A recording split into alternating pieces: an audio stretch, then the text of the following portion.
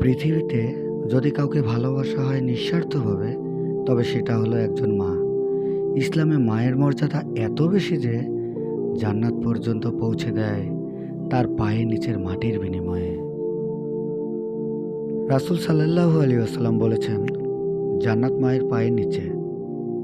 অর্থাৎ তুমি যদি জান্নাত পেতে চাও তাহলে মায়ের পায়ের নিচে মাথা নিচু করে দাও, তার প্রতি ভালোবাসা ও সেবা করো। এটাই হবে জান্নাতের রাস্তা।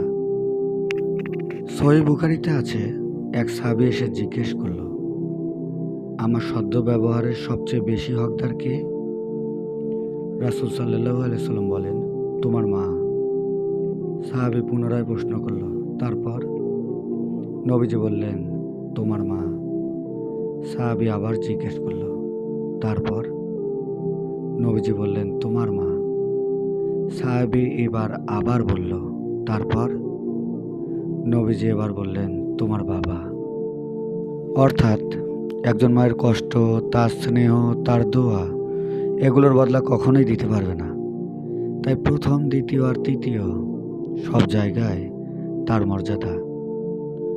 বাবা মাকে নিয়ে রাসূল সাল্লাল্লাহু আলাইহি ওয়াসাল্লাম আরও বলেছেন, সবচেয়ে বড় পাপের মধ্যে একটি হলো বাবা মাকে কষ্ট দেওয়া। অর্থাৎ তুমি যদি গালি দাও বা কষ্ট দাও বা তার কথা অমান্য করো, তবে তুমি জান্নাত থেকে নিজেকে দূরে সরিয়ে নিচ্ছ। রাসূল সাল্লাল্লাহু আলাইহি ওয়াসাল্লাম আরও বলেছেন, তিনটি দোয়া কখনো প্রত্যাখ্যান হয় না, তার মধ্যে একটি হলো মায়ের দোয়া। অর্থাৎ তোমার মা যখন তোমার জন্য কেঁদে কেঁদে দোয়া করেন, আসমান কাঁপে, ফেরেশতা আমিন বলে। হাদিসে আছে, যে ব্যক্তি সকালবেলা বাবা মাকে দেখতে যায়, আল্লাহ তাকে হজ ও উমরার সওয়াব দেন। শুধু বাবা মাকে দেখতে গেলেই যদি হজের সওয়াব হয়, তাহলে তার সেবা করলে কি হতে পারে একবার ভেবে দেখো। অথচ আজ আমরা মায়ের মুখ ভার করে দেই, মোবাইলের স্ক্রিনে ডুবে থাকি, কিন্তু একসময় সে আমাদের মুখের দিক তাকিয়ে খাবার খেতে ভুলে যেত।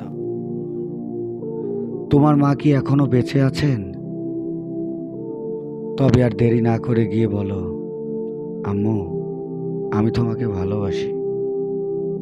আর যদি না থাকেন, তাহলে চোখের পানি ফেলো না, দোয়া করো, হে আল্লাহ, আমার মাকে ক্ষমা করে দিন, জান্নাত দান করুন। অথচ যার পায়ের নিচে জান্নাত, তাকে আমরা আজ অবহেলা করি। যে মা না খেয়ে থেকেছেন শুধু তোমার মুখের হাসি দেখতে, তাকে তুমি আজ মুখের উপর কথা বলো। জানো তো, তোমার একটুখানি ভালো ব্যবহারই হতে পারে তার শান্তির জান্নাত। তুমি আজ স্মার্টফোনে ডুবে আছো, কিন্তু জানো কি, একদিন সেই মা তোমার ছোট্ট কান্না শুনে সারা রাত ঘুমায়নি। আজ তিনি কাঁদেন, তুমি দেখো না, কারণ তিনি এখনো তোমার জন্যই সব সহ্য করেন। এটাই মা নিজেকে শেষ করে তোমাকে গড়ে তোলে। একদিন তুমি ঘুম থেকে উঠে দেখবে যে মানুষটা সব সময় তোমার খোঁজ নিত, সে আর নেই। তোমার চায়ের কাপ পাশে থাকবে, কিন্তু তাকে চা বানাতে বলার মতন কেউ থাকবে না। তখন তুমি খুব কাঁদবে, কিন্তু কষ্টের কথা বলার মতো সেই মা আর পাশে থাকবে না। মায়ের দোয়া এমন এক ছায়া, যে ছায়া না থাকলে রোদের তাপে জীবন পুড়ে যায়। সে ছায়া হারালে বুঝবে তোমার পিছনে আর কেউ নেই। সবার কাছে মা থাকে, কিন্তু সব সন্তান মায়ের কাছে সন্তান হয়ে থাকতে পারে না। কেউ টাকা পায়, কেউ সময়, কিন্তু মা শুধু ভালোবাসা দিয়েই যায়। মা না থাকলে ঘরের আলো কমে যায় না, কিন্তু ঘরটা নিঃস্ব হয়ে যায়। কারণ যে মুখটি তোমাকে নিঃস্বার্থভাবে ভালোবাসতো, সে মুখ আর কখনো ফিরবে না। যে মা এখনো জীবিত আছেন, তার কপালে একটু চুমু দেওয়া, তার হাতটা ধরে বলো, আম্মু তুমি আছো বলেই আমি আছি। এই কথাটাই একদিন বলতে চাইবে, কিন্তু বলার মতন কেউ থাকবে না। মায়ের জন্য দোয়া করো, তার খোঁজ রাখো, আর যারা মাকে হারিয়েছ তাদের হৃদয়ের কষ্টকে সম্মান করো।